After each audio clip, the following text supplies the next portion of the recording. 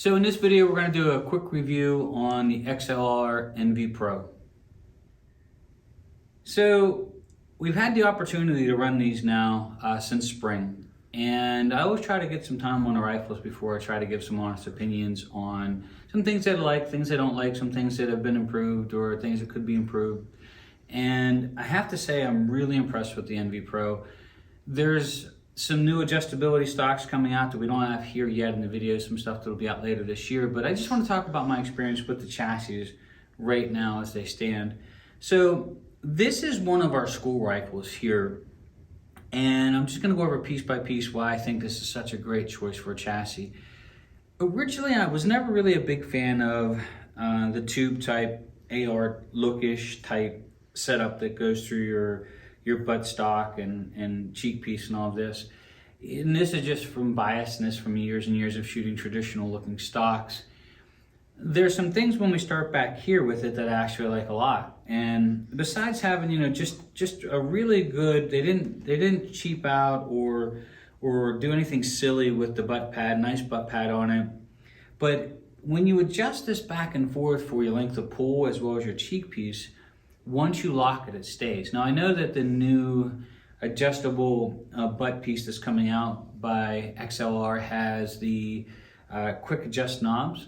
But I actually like the rigidity of this. I mean, one of the bigger issues we have with chassis, especially at school, is just stuff loosening up while the students are shooting, especially when you get all the little adjustments all over the place.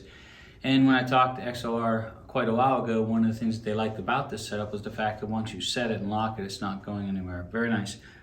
Another really nice touch to it, and this is just going over some small details to it, is you actually took the time to put a neoprene cover over the cheek piece. This might sound silly, but if you get this into a bigger caliber, such as like 300 Win Mag, that cheek slap is real. And just having something hard, plasticky, or in this case, aluminum, it definitely can come up and slap you around a little bit. And the fact that when you get in cold weather like we get here in the spring and in the winter, nice to have something on the gun there. The actual functioning part of the chassis itself is where the home run is at on this. So of course you've got grips and you've got a thumb shelf that's adjustable. You've got your built-in level. You've got where your barrel channel is going to sit, where you can put weights and all kinds of attachments and such on the bottom. So if you, like for us, we use a Picatinny rail, built-in Arca rail system. But here's where I think the XLR is an absolute home run. One of the bigger mistakes that's made by a lot of chassis makers is they just take too much material out. And so you lose a little bit of that rigidity until you put inserts in. So for example, they would just take and they would just hollow the entire form of this out straight to the bottom with basically a 4 square wall. So you got your sides coming down, you got your bottom, but then that's it. And what happens is when you're leveling the gun up, where you're twisting everything around, this can actually start to flex and bow. So here's where the home run is at for this chassis with me, and it actually bleeds right over into new Element 4.0, which we'll talk about in another video.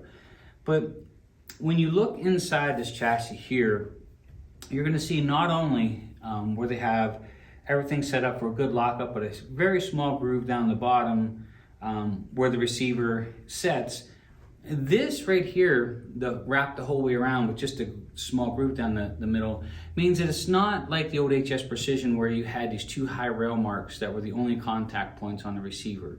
So the receiver is actually going to set and contact a lot of surface area. The only relief cut is just right there where the action screw is through the middle. Now we do have the option of bedding these, and we have. So this particular rifle's been bedded, but in all honesty, I'm not sure if it's 100% necessary. We leave it optional to the customers, especially in this type of setup, nice and rigid.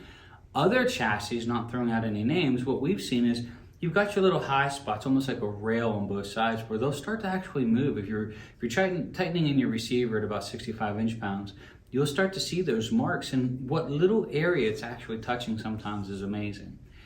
You also see that not only is this thicker, and this has some weights in it as well, you'll see that they have webbing, that they didn't remove everything the whole way out. They didn't gut it out.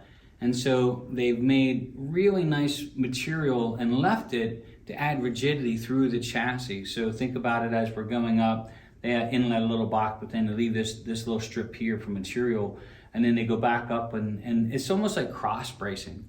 And when you're on these guns, this is really thick, the bottom's really thick, but then that cross bracing really means a lot. I know it sounds silly and something that you might say, well, I'm not sure how big of a deal it is, but when you're on a gun and when you're twisting it to level it up, that flexing of the forearm, you have to be like ultra sensitive to that, because if you try to level the gun up and you hold any of that flex or spring into that, when the gun fires, of course, it's going to come out.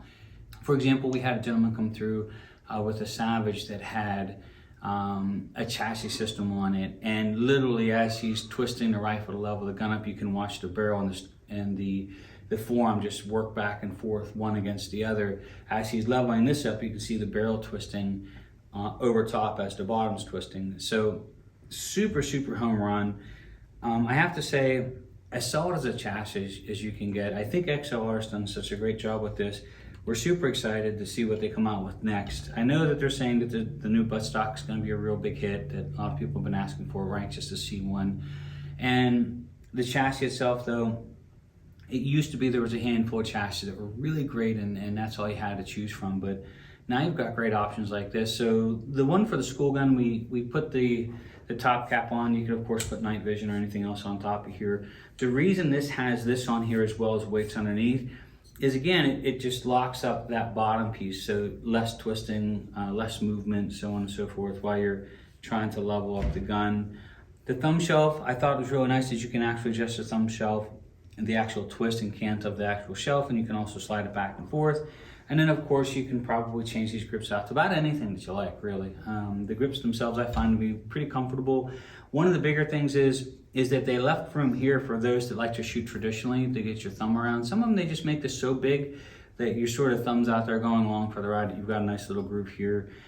And then the bag rider, which I would consider fantastic. I mean, just nice solid lockup. I like how they gave you a little bit of a V here. You can slide the bag back and forth a little bit. But again, the only thing you can point out about a chassis is whether it's a good design, weak, whether it's going to flex.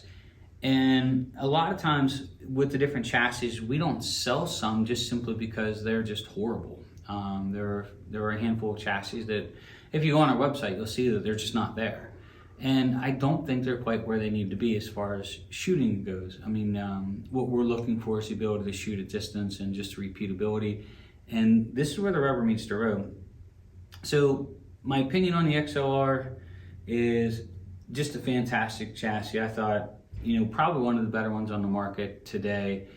And being the fact you've got lots of little options, you've got a couple different types of buttstocks you can put on it.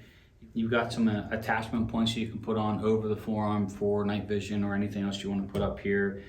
The last thing I want to touch base on, and you might notice it on this one a little bit more, is they kept the forearm short. A lot of your chassis have a very long forearm where they really get stretched out, maybe even up into here, and then they sort of bleed out from there. I actually like the shorter forearm. I like that it's just going to make it that much more rigid, and just for shooting purposes, I think it's nice. Just they kept it short, and anytime you keep something like this short, you just increase its rigidity and its ability to not twist and move. So the XLR Envy Pro, we're going to take it out, do some shooting with it, and try to get some of it on video. We've had this one on the line already for the school several times. Just a fantastic little chassis. We'll try to do some outdoor shooting with it and give you an idea about how she runs in the field. My only critique to a lot of these chassis, and if I had to point one thing out that I'm not a big fan of, and I'm always be fair and be honest, is I just wish that this piece was removed right here. And I actually talked to one of our guys here about just taking and removing about 3 inches of this. That way I can get my hand around it without there's any chance of this particular hand coming in contact with the actual bag rider itself. So if this was mine, and what I would consider to be the ideal is I would remove the bag rider or make it shorter to where just right about in here. And that way I've got a nice bag rider, but it's not in the way of my hand or my wrist touching it any place at all. This particular rifle here is our school rifle. For those that might be interested, this one right here is actually built. We're going to put this up for sale on our website here very shortly. So if you want to check one out or you're interested in purchasing one, this one right here is actually going to be up on our website on Rifles for Sale soon, and get a chance to check it out. So if you have any questions, as always, please feel free to give us a call, comment down below. And if you enjoy the videos, don't be afraid to like us, subscribe, and also, again, any feedback is always welcome. So thanks for taking the time to join us. This is a short review of the XLR Envy Pro.